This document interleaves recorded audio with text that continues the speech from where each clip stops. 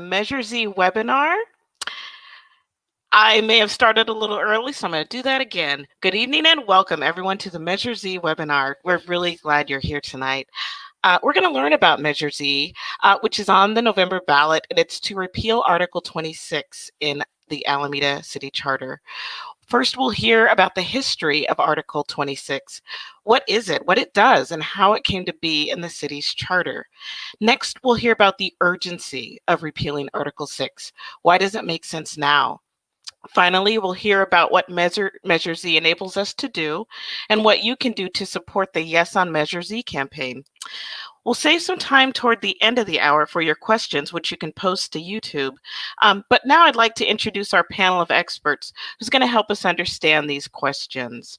So first we have Rasheed Shabazz, who I like to call Dr. Shabazz.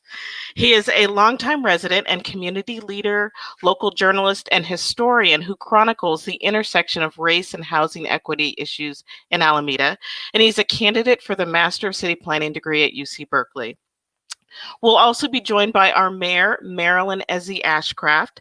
She was elected mayor in 2018 after serving on the city council for 6 years, and prior to that on a variety of Alameda boards and commissions, which included the Planning Commission. Mayor Ezzy Ashcraft is an Alameda native and a longtime resident and a graduate of many Alameda Unified School District schools. And finally, we will have our Vice Mayor, John Knox White, who was also first elected to council in 2018. He was a member of the Planning Commission, including time as president. And prior to that, John was a member of the Transportation Commission and has also been a longtime community leader. I'd also like to add that Mayor Ezzy Ashcraft and Vice Mayor Knox White are the Measure Z campaign co-chairs. So first off, we're going to start with Rasheed. Rasheed, you have a presentation that gives us a background on Article 26. Let's hear it. And Rasheed, I think you're on mute.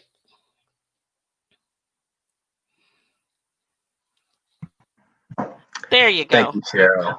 You're welcome. All right, thank you for empowering me with voice. Peace, everyone. My name is Rasheed Shabazz, and my presentation today is titled Alameda's Article 26, the City of Beaches and Homes, Declaration of Exclusion. Article 26 of the Universal Declaration of Human Rights declares that everyone has a right to education, and that education shall be directed for the full development of the human personality. Article 26 in the City of Alameda's charter bans the construction of multifamily housing and restricts the density of development. Regardless of its alleged intent, Article 26 has contributed to increased housing costs, continued economic and racial segregation and inequality in Alameda and our region, and has also contributed to mass displacement. So this evening, I'll briefly demonstrate these impacts, specifically racial and economic segregation. But first, I want to put Article 26 in the context of Alameda's city planning, or first city planning policy, and as well as Alameda's own history of racist and exclusionary housing policies. Rasheed, can I stop you for a moment? Did you have your presentation shared, or should we be seeing it now? I would hope. Okay. Oh, let me click share screen. Aha. Now we're getting high tech. Okay. Pardon the delay, folks. And are you able to see it now? Yes. Awesome. Title slide, first slide. So various scholars have highlighted the racist origins of zoning, a legal method to exclude different land uses and also regulate the intensity of land use. Article 26 is what people call exclusionary zoning. Jurisdictions use requirements like minimal lot sizes or single family dwelling only requirements which exclude certain people. The scholar Rolf Pendahl writes that policies like Article 26 create a chain of exclusion. So exclusionary zoning reduces the amount of housing stock that's available. It explicitly excludes multifamily housing, and it raises the proportion of single family zoning or housing in an area.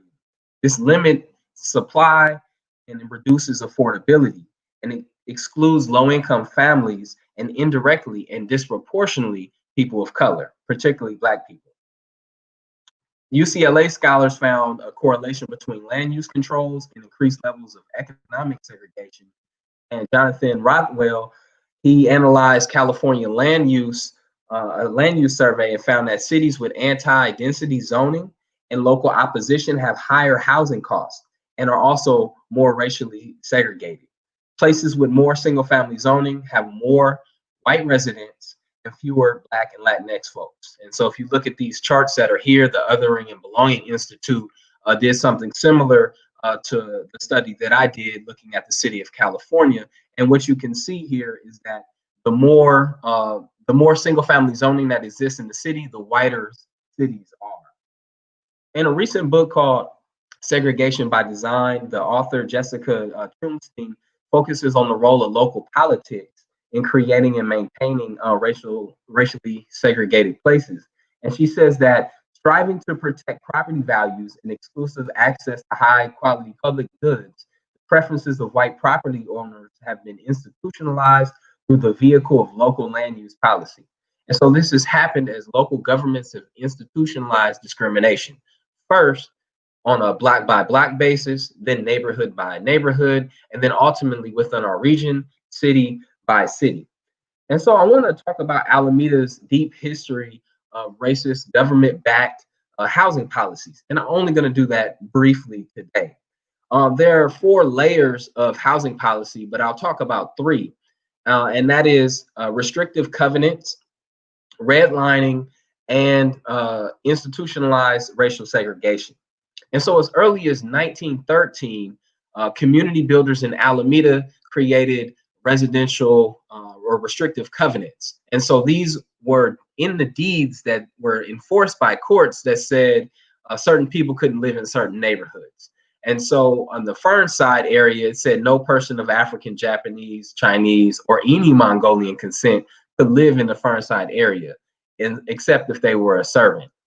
Later on in 1935, the area in the north part of Alameda was redlined. And what this meant was that real estate appraisers said that certain neighborhoods were worthy of investment. Now, the north side of Alameda was primarily or largely Black, Asian, and had a lot of white ethnic groups or foreign-born white folks. And so this redlining practice determined who could get home loans. And this created the intergenerational inequality we have, as home ownership is a common way for people to generate wealth. And then lastly, with the creation of wartime housing, most of the housing projects in Alameda were sited on the west end of Alameda, and they were also racially segregated. And this is where we see that shift from the racial inequality and segregation shifting from north to south to east to west in the city of Alameda. And also it's important to know that after World War II, there was massive suburbanization and there was a lot of development in Alameda. So we see the development of the South Shore development, and there was also a lot of environmental activism in the Bay Area, efforts like Save the Bay. And so there was a lot of concern after World War II about losing what people called the quiet residential quality of Alameda. And there were also some people who felt voiceless in that process. And so I'm not going to talk about it very specifically, but there's these interesting contrasts that happened at that time, both the suburbanization of the region and the whitening of the suburbs, but also challenges around fair housing. And then also there were efforts to control growth in different municipalities, but then there was also a way of what people might call greenwashing it or masking it as environmentalism.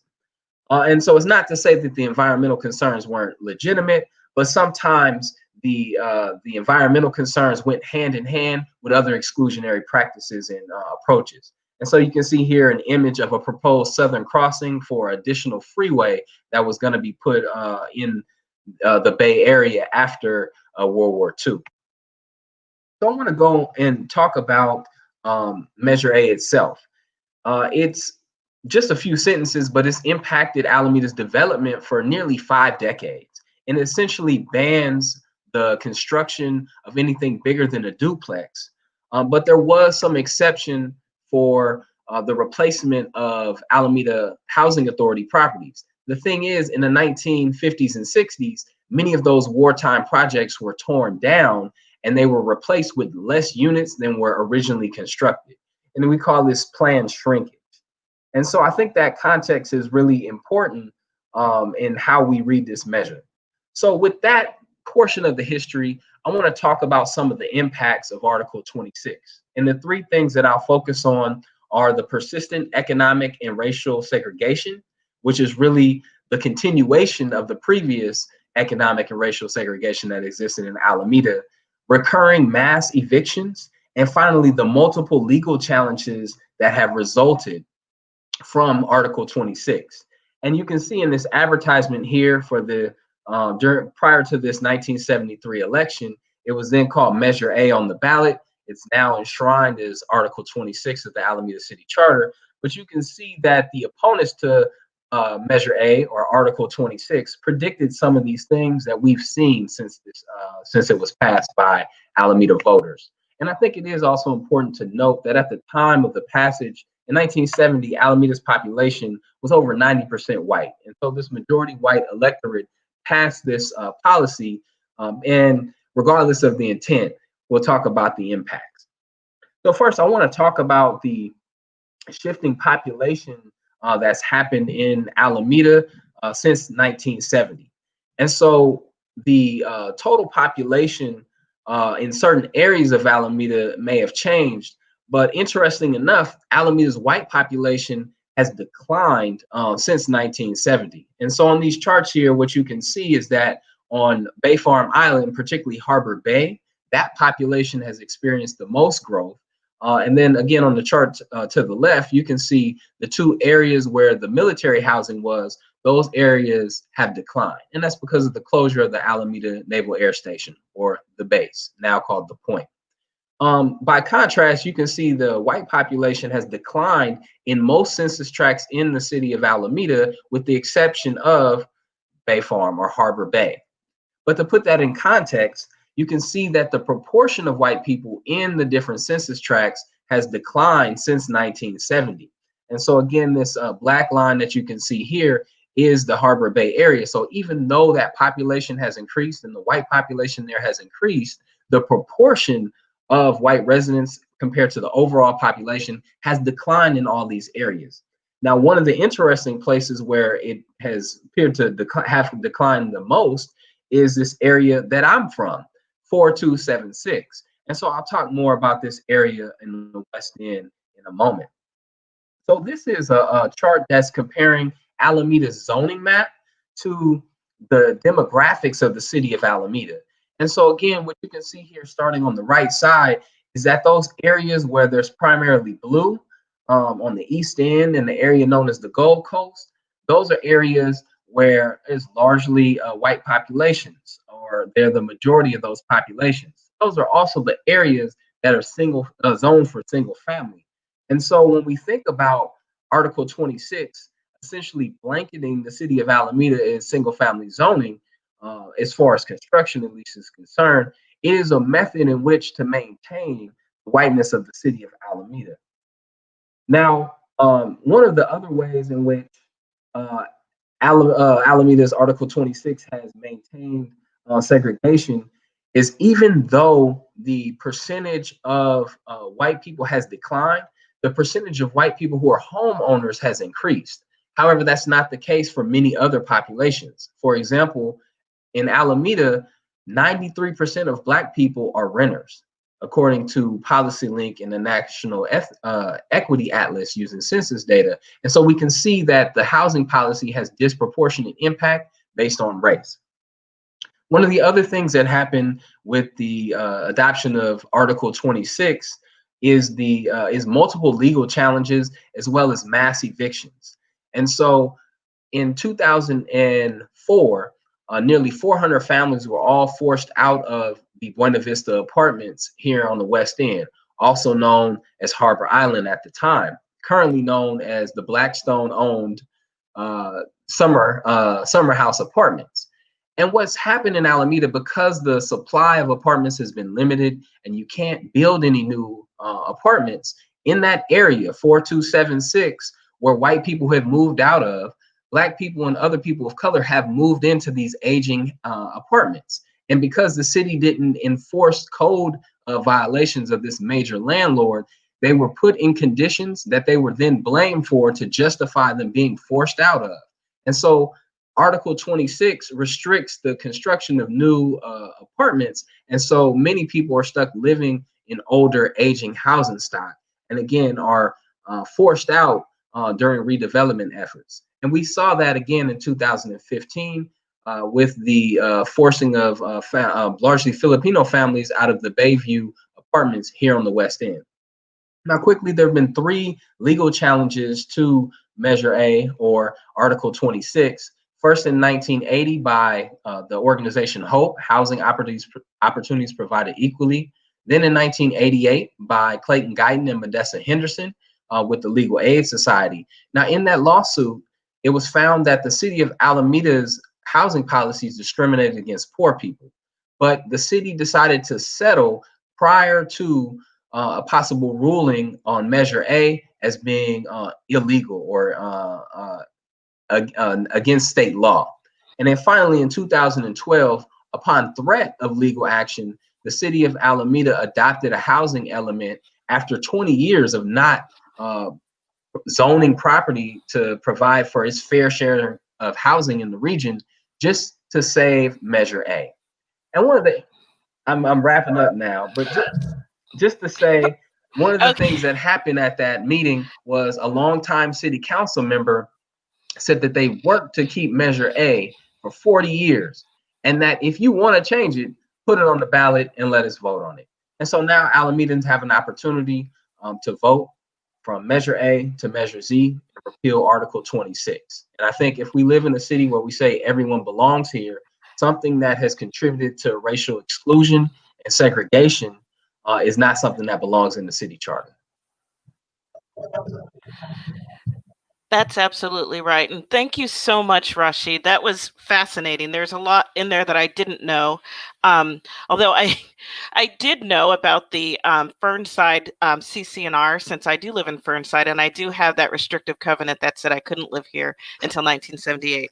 But I think now we're going to hear from Mayor Ashcraft, who will really talk to us about sort of the urgency. Why now? Why does it make sense for us to repeal Article 26 now? So go ahead, Mayor. Thank you. And you are also on mute. You'd think I had never done a Zoom meeting before. Is that better? Much better. Okay. Thank you. So, hi, thank you, Cheryl. Welcome to everyone who's watching. Thank you so much to Rasheed, Shabazz. I could listen to your discussions of Alameda history all day. But thank you for bringing us from 1973, even going back a little farther, excuse me, to the present, the year 2020. And, excuse me, this November, the voters of Alameda have an opportunity to right a wrong that is 47 years old, and that is what was known at the time as Measure A, that brought into being Article 26 of the Alameda City Charter, and Rasheed laid it out before you so you know what it did. So to the question, why now? Why the urgency? So for a little background, in addition to being your mayor, for the past 3 years, I've been a member of the League of California Cities policy committee, statewide policy committee on housing, community, and economic development. And in fact, I'm the vice chair this year. We have been studying California's housing crisis for as long as I've been on this committee. And what we know statewide is over the past decades, our state has created far more jobs than housing. And it is said that for every 8 new jobs that were created, only 1 housing unit was created. So it should be no surprise that we find ourselves where we are at this moment in a housing crisis, and actually a number of crises layered on top of each other. We have the COVID-19 pandemic crisis. We have the summer of racial injustice coming to light yet again, crisis with the murder of George Floyd in Minneapolis, and it just seems like every week we hear something else. And there is definitely a connection. These are all interrelated. But when it comes to the reasons why in California we have not built enough housing units to accommodate our growing population, some of it actually comes from the real estate industry, which has opposed allowing higher density housing with restrictive housing policies like Article 26, and even statewide just this week in Sacramento, a bill that would have allowed for zoning of neighborhoods to allow duplexes and triplexes was defeated because of the intense lobbying of the real estate industry. And I don't want to paint with too broad a brush, because I will say that here in Alameda, I know that we have allies in the real estate community that really do want to help people from all different sectors, economic, ethnic, age, be housed. But if there is one group for whom the imbalance in supply and demand of housing works in their favor, it is the real estate industry, because it keeps housing prices, whether it's for sale or for rent, it keeps them high. There is also the racial justice and inclusion piece, which lends urgency to why we, the City Council, brought this measure to the ballot in November. Rasheed, Shabazz can go into that so much more in depth and profoundly than I, but I will say that we know that where you live impacts everything about your life. The school you attend, the resources you have access to, the quality of your drinking water, transportation and transit options, your housing, your health. And we have to open up those opportunities to everyone, not just our wealthiest residents who can afford that single family residence. And climate change, last but not least, is a huge existential threat to our state, to our city. I mean, here we are. You know as well as I do that we have been living through these days of warnings because of the poor air quality as a result of fires that are burning in Northern California, have been burning in the Santa Cruz area. Our fire season starts earlier every year. This is a result of climate change, global warming. And then for Alameda as an island, we are always going to be impacted first and foremost by sea level rise. And so we know that one of the contributing factors to climate change is greenhouse gas emissions, which result, among other things, from people having to commute long distances to get to where they work because they can't afford to live close to where they work. And so they spend time on the freeway and often generating greenhouse gas emissions if they're not driving an EV. And even if they are driving an EV, that's just quality of life and more congestion on our roads. And so why Measure Z? Let me tell you a little bit about what it is and what it isn't. So Measure Z will make the construction of housing, affordable units and multifamily units, less expensive. You probably know that the cost of building in California is extremely high. Our land prices are high, labor costs are high, supplies are high. And then when someone who wants to come in and build multi-unit dwellings comes into Alameda, there's so many administrative workarounds they have to accomplish before being allowed to do that, because by state law, we have to allow that. That's the other little dirty little secret about Article 26 of the Charter. It's against state law. And this is our city's constitution. Everything about it should be legal. So it will help bring down the cost of building new housing units. And it will also allow for the construction of smaller size units, because right now, as Rasheed pointed out, when Article 26 was modified again by a vote of the people in 1991, it limited housing density to one home per 2,000 square feet of land. period, full stop.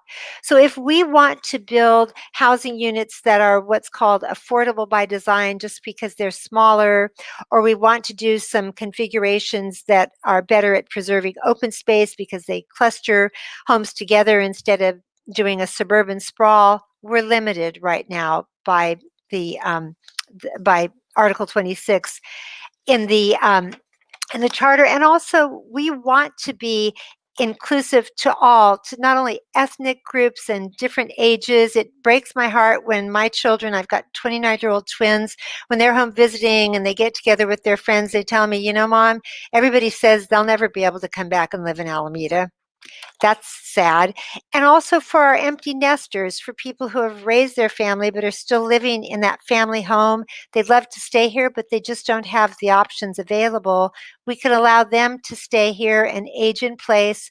We're building some great units like stacked flats. So you could have a flat that is all on one level and you get to it by an elevator if you're on the third floor of that unit.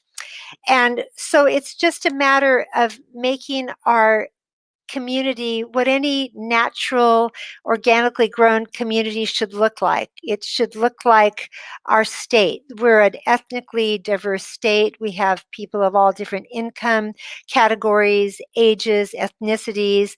They all contribute to making a richer community. And then finally, one of the things we need to think about right now, we're in the midst of this COVID pandemic, and we're always looking to the future. What will our society look like? I think more people will be working from home, so we need to accommodate that. I think that some of our longstanding institutions like shopping centers are going to look different, and so I think that this is an opportunity to do some mixed use, adding some housing at shopping centers that have large vacancies. And what won't Measure Z do? It will not lead to the destruction of Victorian and historic buildings in Alameda, because in fact, if you read Article 26, and it was up there on the screen, you will note nothing about preservation or Victorians. Our historic preservation ordinance, in fact, was passed in 1980. That's 7 years after Article 26 was first placed in the charter. And what Measure Z will allow is a full public process once it's passed, hopefully in November, and we are no longer restricted by its restrictions. There will be a public process led by the planning board to determine where in our city should we be placing some higher density housing units. What should they look like? Design, height limit, etc. It's a public process. You can participate, but this is 2020, and we have long since outgrown the relic that was passed in 1973. It That really was Measure A.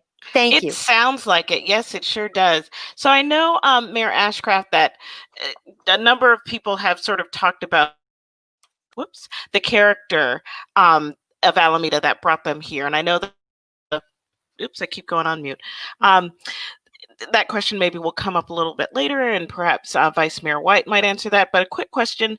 So you had said that measure or Article 26 is illegal per the California state law, but wouldn't that nullify Article 26 anyway, sort of similar to the CC&Rs, the covenants, contracts, and restrictions that were nullified years ago? Well, we have not been taken to court with a court challenge, and as both the mayor and a lawyer, I hope we never are. But I don't want to just rely on good luck and wishful thinking. Right. And so, as I said earlier, there certainly are workarounds that have been applied. Obviously we know that multifamily housing has been built. It's just that it has to go through so many, a developer has to jump through so many hoops. Time is money when you're building a project, and oftentimes, especially if there's affordable housing included, you're relying on grant funding that have various Right. deadlines for applications. It's keeping a lot of balls up in the air at a time.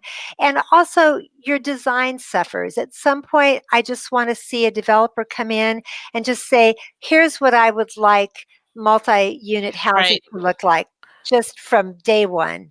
Okay, that sounds good. So I think John might talk, sort of take that point a little further, around like what we can do with Measure Z. I want to thank you, Mayor Ashcraft, and let's hear from John, who will tell us about what Measure Z will enable us to do, and later how you can help support.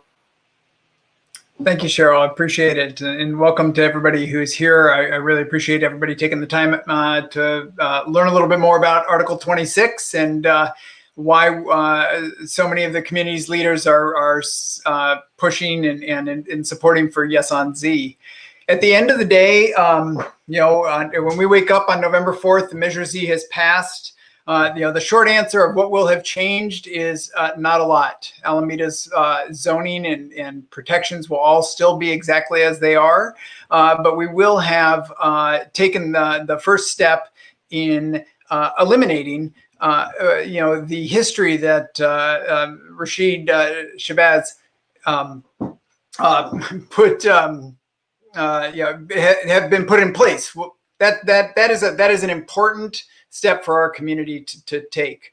At the end of the day, for me, it's really important to just remember that Measure Z is about building types. It's not about the environment, except that it makes it worse. It's not about traffic, except that it makes it worse. It's not about community character, because it doesn't talk about design. At the end of the day, there are many, many, many parts of our community right now that are not compliant with Measure A that people point to and say, I love that.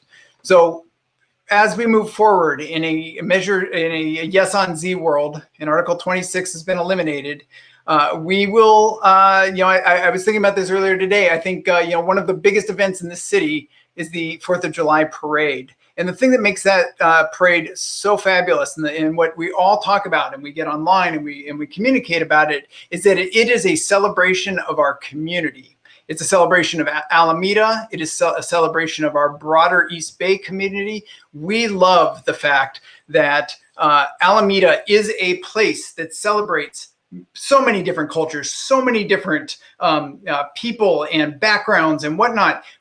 Measure Z is an opportunity for us to decide, are we going to be a community that becomes more and more of a rich, isolated enclave, or are we going to be the community that has for decades now celebrated the diversity and culture of our region? Are we going to integrate ourselves back into that? That is what Measure Z is about. Measure Z is all about community. It's about the people. At the end of the day, it is a means to an end, and that end is the community that we love. Measure A will help us. It will not solve the housing affordability crisis, but it is a part of that. As a regional area, we have a role in making sure that we are not expecting everybody else to fix problems. As Mayor Ezzy Ashcraft very aptly put, Measure Z will allow us to build cheaper units, which will help to bring down the housing costs. It will also allow us to build in places right now that we can't build very well. Park Street and Webster Street. It will support our economic development, our small businesses, the things that our community prides themselves on. And in doing so, it will take pressure off of our needing to find 7 sites that are going to have all the units that the state is going to require us to have on it. We need to, when I talk to community members, whether they are very supportive of Article 26 or not, most people I have talked to over the 15 years I've been talking about this issue in our community agree that Park Street and Webster Street are the types of places we should be building multi-family housing. Passing Z allows us to do that in a way that we can't. When I was on the planning board, I approved I was part of an approval of a small project on Webster Street at the corner of Taylor. that project has still not been built. The reason?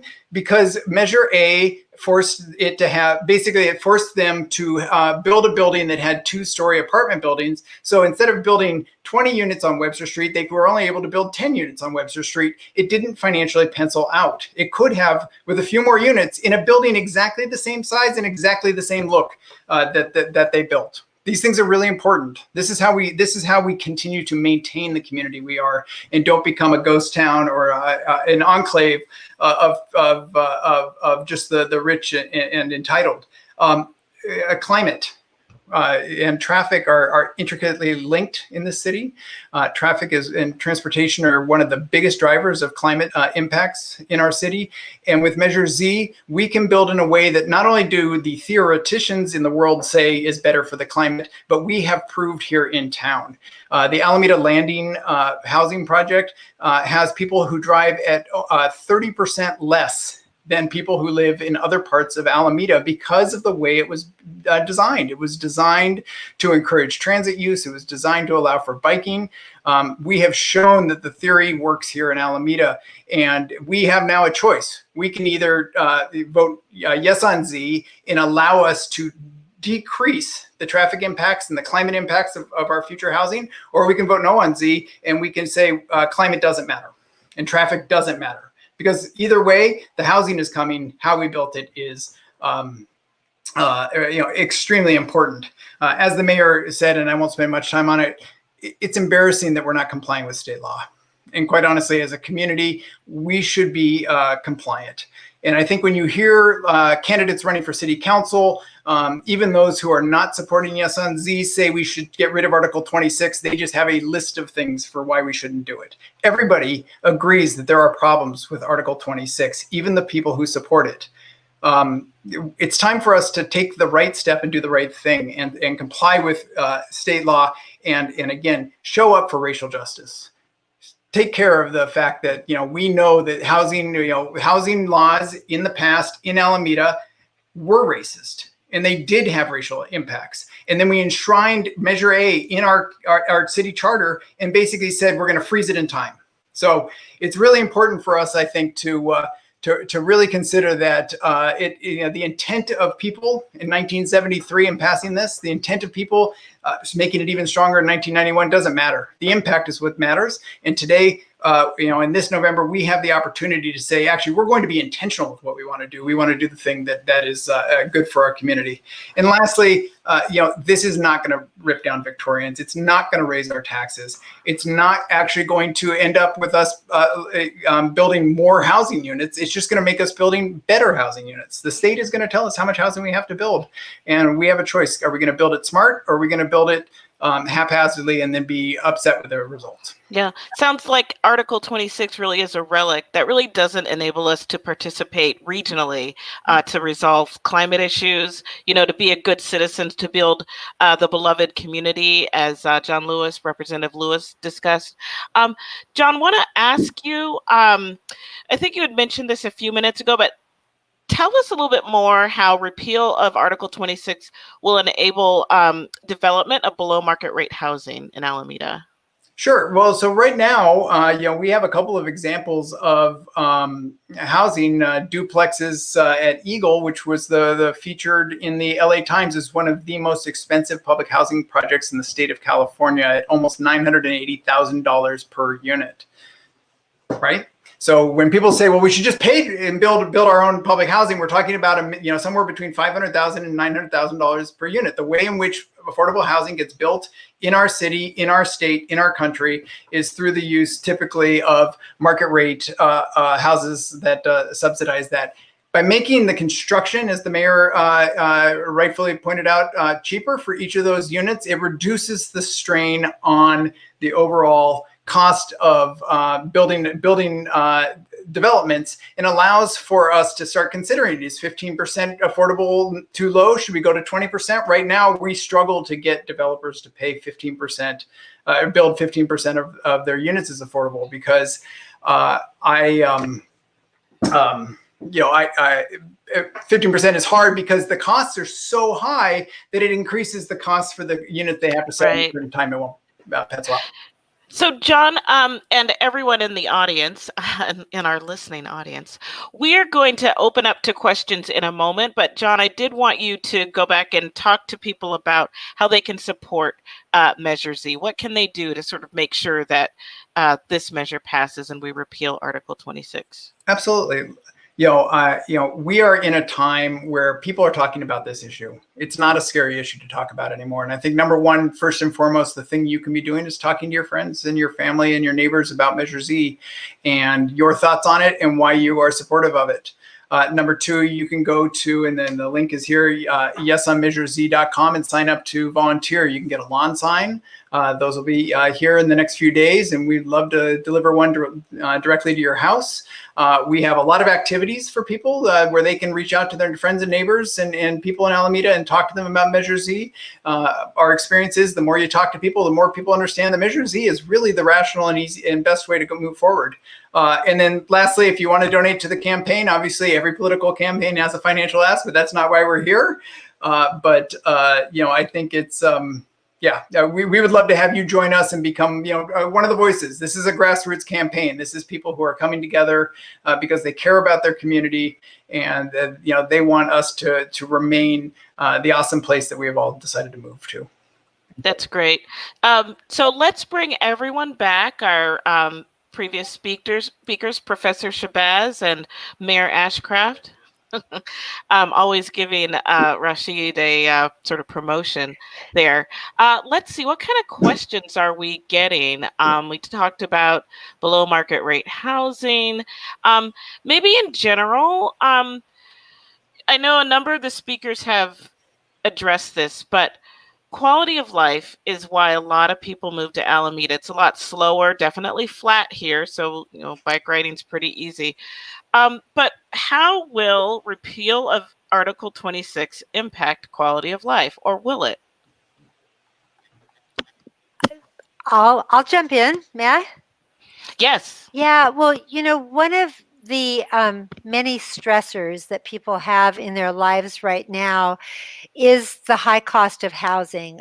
We know for our renters that something like 30% of our renters are paying 50% or more of their income on rent. And so, which leaves for some dire choices like whether you're going to fill your prescription that month or pay your utility bill or buy a full bag of groceries. So, I want to tag on to John, the vice mayor's answer about, how we can build more below market housing. And one of the things is it's that supply and demand that I talked about earlier, that when there is more supply, then the demand isn't quite so dire. And so I think that's a way to just help housing prices. I mean, it's a relative concept. This is California. And if you look at the income categories that are required to qualify for affordable housing, they're substantial. And so the quality of life is not only to just give people a little breathing room on their housing prices, but we need people here to support our local businesses. We want to be able to have you both live and shop and do all of that in your community, and we need to have that diversity across all generations and sometimes multi-generational households. So it just opens a lot of opportunity, and we don't need to be frightened of more people. We can handle it. We were actively working on transit, adding transit and transportation, and we will pick that up again. But right now, as you know, people are staying home from work and we're still getting this pandemic under control. I will quickly hasten to add that I am thrilled to announce that this week, for the first time, Alameda County's COVID numbers are declining ever so slightly, but that's a first, and we need to keep that trend going. And eventually people will be back riding public transit again. And we've certainly set the infrastructure in place, and we will resume that. But right now we've got, this other crisis we're dealing with. But, more people just make a richer in the sense of, culturally, ethnically, diversity wise, rich community.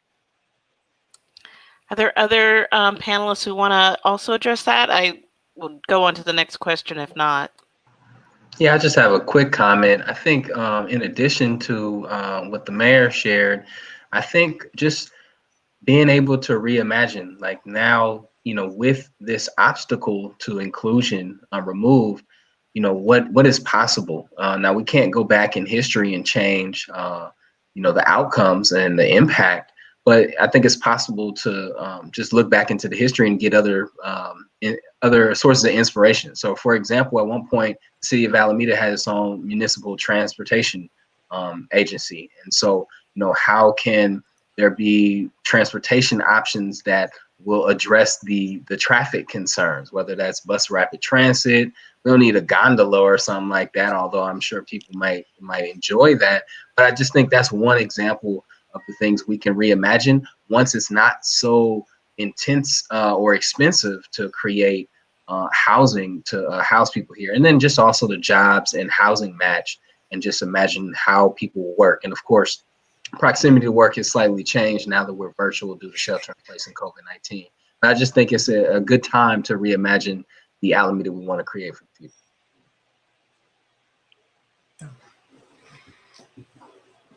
And I'll jump in really quickly just to tee off on a point that Rasheed, I think, made earlier. But I think when we talk about quality of life, I think we also need to think about whose quality of life. And oftentimes quality of life quickly becomes internal.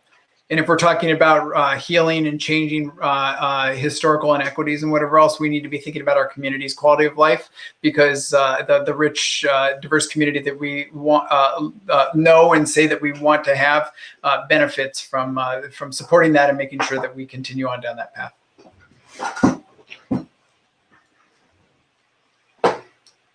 And we seem to have we lost Cheryl. We lost her. We lost our MC. Uh-oh. But there was a question I know. Oh, Galen is here to ask it, I guess. Apparently I am. So one of the questions that has come up as we've been keeping track of all of this is around community input, and what are the options for community input if Measure Z passes? I think there's some concern with people that there will be no options for community input. So is that something to be concerned about, or how should we be thinking about that?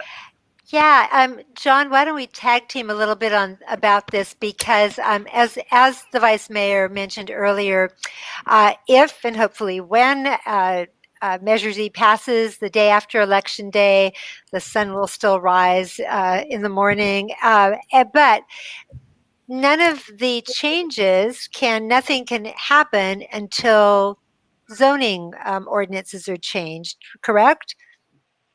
So do you want to just jump on to talking about what will that look like? Absolutely. So as I mentioned, nothing changes on November 4th in terms of our development approvals and requirements. It's still going to require a very broad community discussion about zoning, which not only is a conversation where people can give public input, but requires a CEQA and environmental process that requires very public, very transparent, and very rigid public input responses and findings of adequacy.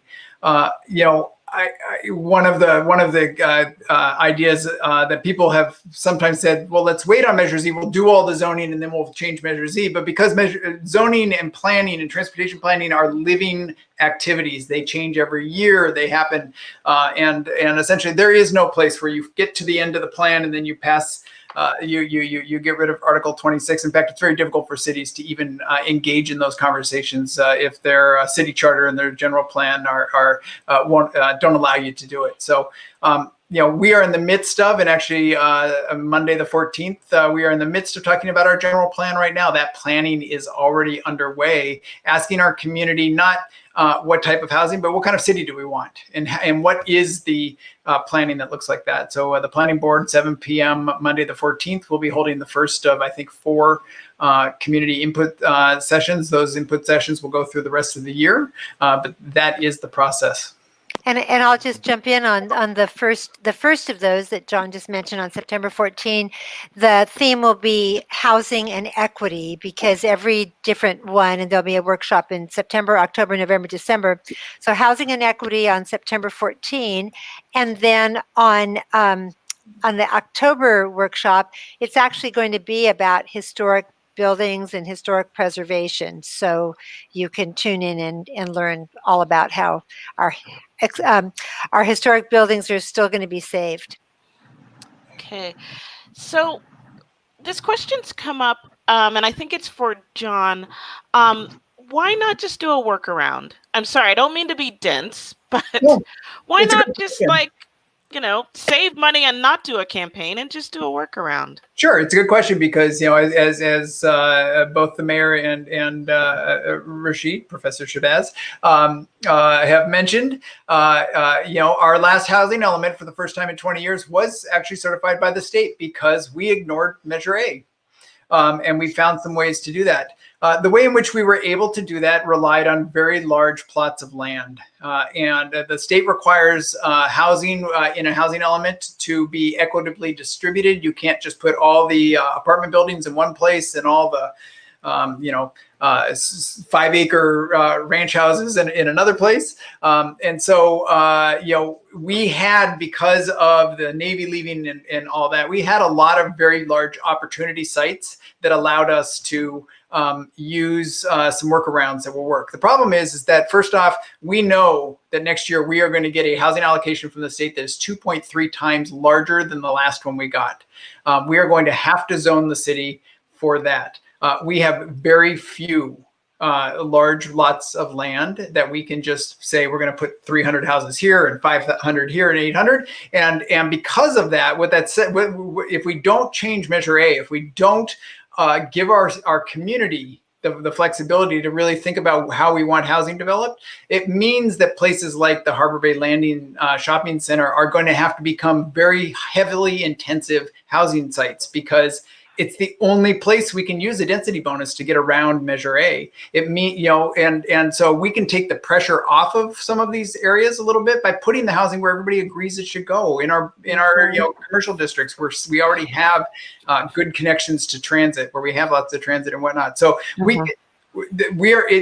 I am hard pressed to figure out how we're going to work around. It is convenient to point back and say we worked it around 7 years ago, but it was a very different world, a very different number, and it's not going to be easy to do. And at the end of the day, back to the most important thing, Measure A is not compliant with state law, and it's embarrassing. Let's do it right. Let's not try to find ways to do this and do it in a messy way. Right. Okay. Oh, go ahead, Mary. Can I just talk a minute about the Harbor Bay Landing shopping center there? Because I know there's been a bit of chatter on social media, and my understanding, and there are no plans afoot right now looking at that, but when we look at possibly adding housing where shopping centers currently exist, it's not to replace a shopping center, it's to create mixed use developments. And it makes a lot of sense to bring more housing to support businesses that are there, like the Safeway. Grocery stores, they're doing well, they're not going away. But you look at something like the South Shore Shopping Center, which was built in the 50s, and shopping is a different animal than it once was, and we're doing a lot more shopping online, and even our retailers that have been allowed to open for business can only open at 25% capacity, and I think we're going to see limited shopping in stores for a while. So wouldn't it make sense to utilize some of that space and actually bring residents right to where the shopping is? It's almost and John talked about this earlier, one of the models that's really attractive is residential over retail in a downtown corridor. Both Webster Street and Park Street could support that kind of residential, and we could do something similar in our shopping centers. And of course, there will be traffic studies and EIR and all those good things, but it can be a win-win. Yeah. A question that we have gotten, and I know Mayor Ashcraft, you're a longtime Alameda resident. I think, John, you're sort of more kind of recent like me within the last 20-ish years. But Oh, a Rash, newcomer. right? Yeah, Kidding. we're youngins as far as Alameda residents goes. But Rasheed, you were sort of you're a little bit younger than the rest of us, and you have been raised here. Talk to us about how Article 26 has had an impact on your life and your community. And people talk about quality of life, thinking about parks and blah blah blah, kids. But talk about your experience as a young man in these streets. And I think you're on mute. The moment to reflect, being young and not on these COVID streets right now.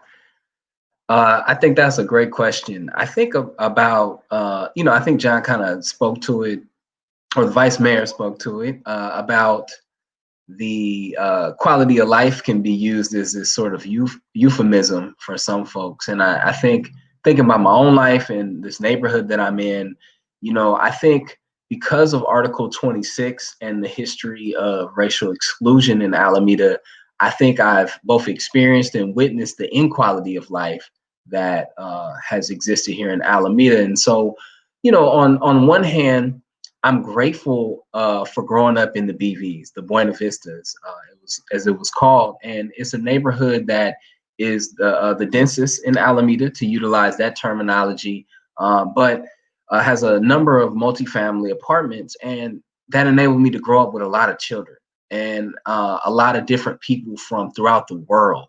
And I love that experience. I've been exposed and have some ability to greet people in a lot of languages. I was talking to someone today and mentioned something in Tagalog, and she thought I was married to a Filipino. Like, no, my wife is Black. But my point being, like, that's part of the experience I was able to have because of where I grew up. And so I see that as one of the great things, but the recurring displacement has been such a challenge. I live in the same neighborhood I grew up in, the same census tract, but so many of the people I grew up with are no longer here. When we were forced out of the Buena Vistas, 2/3 or nearly 2/3 of school children were forced out of Alameda. A school closed because of the loss of daily attendance. And so I think that, I'm not directly saying because of Article 26, we were all forced out and the school closed and my friend's grandmother passed away. It's not that direct, but it's part of this larger structure that's been created that's informed my context. So while my neighborhood, based on the census tract, is one of the most diverse, I know that's not the experience of all Alamedans. And I would want that for other people to grow up or to live in a place where you can connect with people from all over the world on this little island.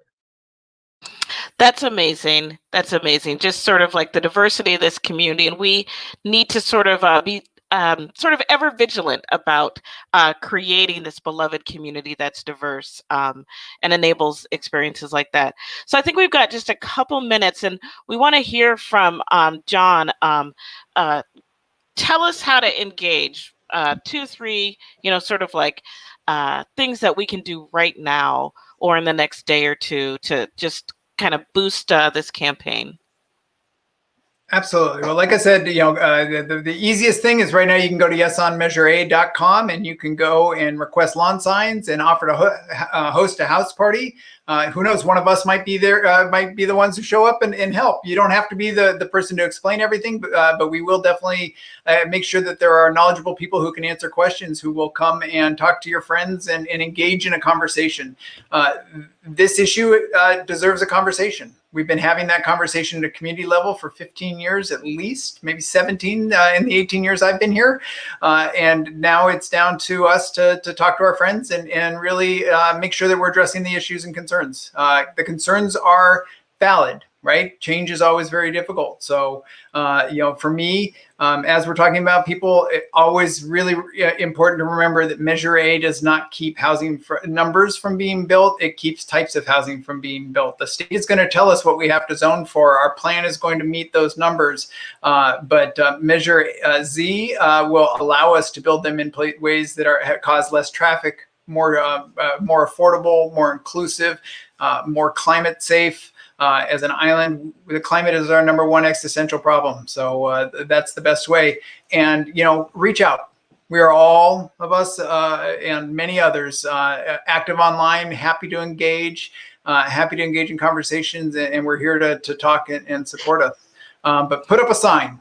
You know what? This is one of those the Alameda traditions. The lawn sign is a well known and well loved one, and we have lots.